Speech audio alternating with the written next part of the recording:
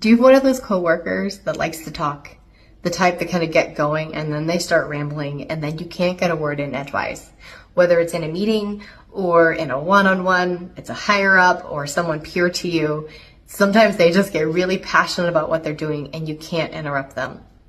Here's a couple tips that will help you politely interrupt them and redirect the conversation back to what you were trying to get to, or allow you to interject and get your points heard. First, we start with nonverbal cues, right? These are the easy ones. You kind of lean in or raise your hand slightly or try that, deep breath in the finger. Maybe you nod emphatically. Yeah, okay, we're going to go. Sometimes people just need that cue. And, they need that cue to know that somebody wants to say something else. So if we start there, that's a great way. And generally, they'll respond, and then you can move into the next thing. Second, we'll use polite but firm interjections. Things like, let me jump in for a second. Or, can I pause you there? I want to make sure that I understand. Maybe we use something like, before we move on, I'd love to share a quick thought. Or even, hey, you had a really good point a couple slides back. Can we go back there? So these polite but firm verbal interjections will help break the flow and allow you to either redirect the conversation or bring it back to the point that you had started at. The third one is to reframe the flow or redirect. This looks like if you're in a group, you could say something like, you know what, that's a good point, but I do want to hear what so-and-so has to say too. If you're in a one-on-one situation, you can say something like, I'm hearing there's a lot here. Let's reflect back and I want to add something to that. And that just politely shifts the conversation away from the speaker and back over to you, giving you an opportunity to add your 2 cents if you want to.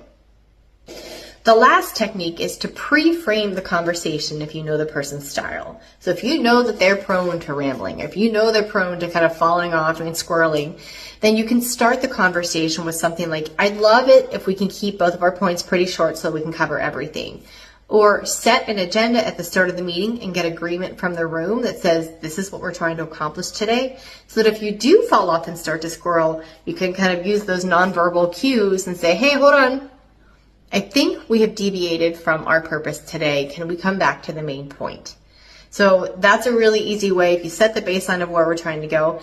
In one-on-one situations, you could say, start your one-on-one with, these are the 5 things that I'd like to cover today. Do you mind that if we deviate from them, that I bring us back to center so that we can get through everything?